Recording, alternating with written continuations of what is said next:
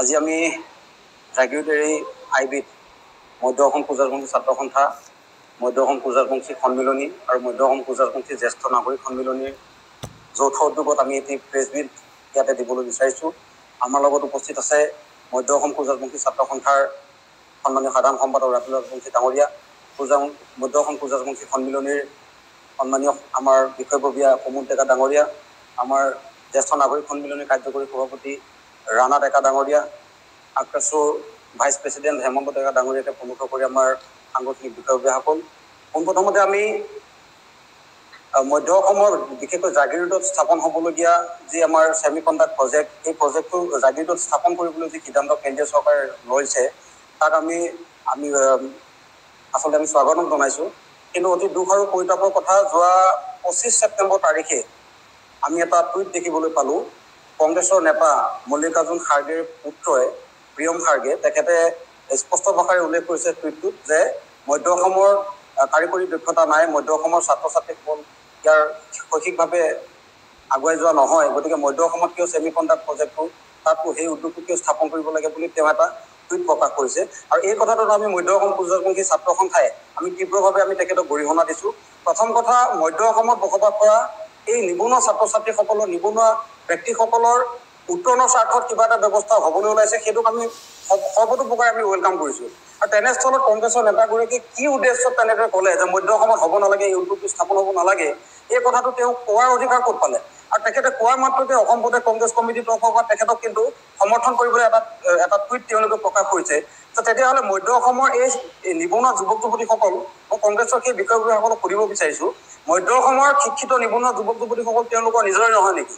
তেওঁলোকক নিজৰে ককাই, তেওঁলোকৰ নিজৰে বাই ভনী নহয় নেকি? যদি হয় তেতিয়াহ'লে তেখেতসকলে প্ৰিয়ম খাৰ্গে টুইটটোৰ প্ৰতি সমৰ্থন জনাই উল্টাকে তেওঁলোকে কিয় প'ষ্ট কৰিলে যে মধ্য অসমত আমিও নিবিচাৰোঁ বুলি? গতিকে এইটো এটা সঁচাকৈ আচলতে এটা গৰিহণাৰ যোগ্য কথা তেওঁলোকে অৱগত কৰিছে। আৰু আমি মধ্য অসম পূজাৰপন্থী ছাত্ৰ সন্থাই আমি তীব্ৰ ভাষাৰে আমি গৰিহণা দিছোঁ আৰু সকীয়াই দিব বিচাৰিছোঁ।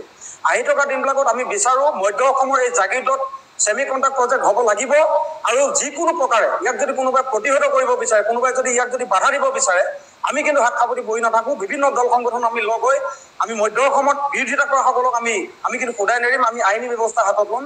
যি কি নহওক, আমাৰ ইয়াতে জাগিৰোডত মধ্য অসমত আমাৰ ইয়াত ছেমি কণ্ডাক্ট প্ৰজেক্টটো হ'ব লাগিব, 100% গেৰাণ্টি কৰিব কৈছোঁ। কোনোবাই যদি বিধি পথালি দিয়ে আমি কিন্তু হাত সাৱটি বহি নাথাকোঁ। আৰু আমি প্ৰিয়ম খাৰ্গেক আমি এই প্ৰেছ মিটৰ জৰিয়তে আমি সকীয়াই দিব বিচাৰিছোঁ।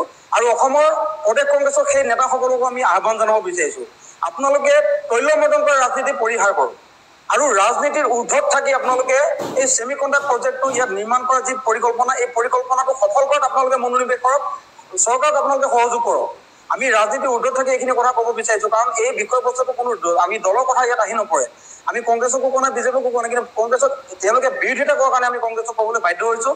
আৰু ভাৰতীয় জনতা পাৰ্টীৰ বিশেষকৈ কেন্দ্ৰীয় চৰকাৰখনক আমি ধন্যবাদ জ্ঞাপন কৰিব বিচাৰিছোঁ যে মধ্য অসমৰ ইয়াত থকা নিবনুৱা লাখ লাখ নিবনুৱাসকলৰ কথা চিন্তা কৰি জাগিৰোডত মন্ত্ৰী পীযুষ হাজৰিকা ডাঙৰীয়া, মুখ্যমন্ত্ৰী হিমন্ত বিশ্ব শৰ্মা ডাঙৰীয়াৰ প্ৰচেষ্টাত ইয়াত মধ্য অসমৰ জাগিৰোডত যিহেতু স্থাপন হ'বলৈ গৈছে, তাৰ কাৰণে আমি হিমন্ত বিশ্ব শৰ্মা ডাঙৰীয়া আৰু পীযুষ হাজৰিকা ডাঙৰীয়াকো আমি অন্তৰৰ পৰা আমি তেওঁলোকক স্বাগতম জনাইছোঁ।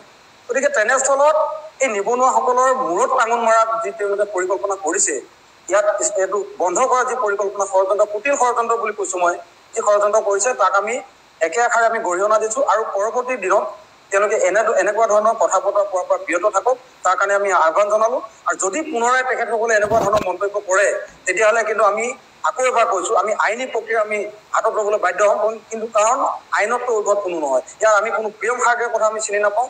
মধ্য অসমৰ বায়ু পানীৰ লগত প্ৰিয়ম খাৰ্গেৰ কোনো সম্পৰ্ক নাই। গতিকে মধ্য অসমত বসবাস কৰা প্ৰতিজন নিবনুৱাৰ সুৰক্ষিত ভৱিষ্যত নিশ্চিত হ'ব লাগিব। তাৰ কাৰণে কোনোবাই যদি বিধি পথালি দিয়ে, আজি এই প্ৰেছ মিটৰ জৰিয়তে পুনৰ সকীয়াই দিব বিচাৰিছোঁ, তেওঁলোকক কিন্তু আমি সদায় নেৰিম। নমস্কাৰ।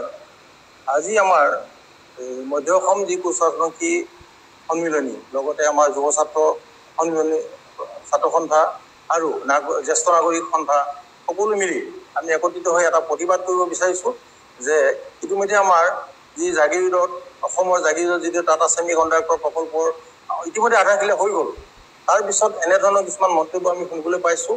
গতিকে সেই মন্তব্যক আমি সেইটো অৱহেলা কৰি আছোঁ। তথাপিও তেওঁলোকে এনেকুৱা ধৰণৰ মন্তব্য কৰাত তেওঁলোকৰ আমাৰ প্ৰতি কি ঈৰ্ষা আছে আমি বুজি পোৱা নাই। যে অসমখন সদায় কি পিছ পৰি থাকিব নেকি? অসমত কি ইক'চিষ্টেম নাথাকিব নেকি? বনালে চব হৈ যাব। আজি অসমৰ ইমানবিলাক নিবনুৱা যুৱক যুৱতী আছে, তেওঁলোকক সংস্থাপনৰ কাৰণে ইমান ধুনীয়া এটা সুন্দৰ ব্যৱস্থা এটা আহিছে। ইয়াত কেৱল অসমে নাপায়, অসমৰ বাহিৰেও কিছু থাকিব। গতিকে এই বস্তুটো সকলোৱে আদৰণি জনাব লাগে। আৰু টাটা ছেমি কণ্ডাক্টৰ এইটো হ'ব যে হ'বই। ইয়াত আমি তীব্ৰ ভাষাৰে গৰিহণা কৰিছোঁ। ইয়াত যিসকলে আমাক বিৰোধিতা কৰিব বিচাৰিছে, আমি তেওঁলোকৰ কথা নুশুনো।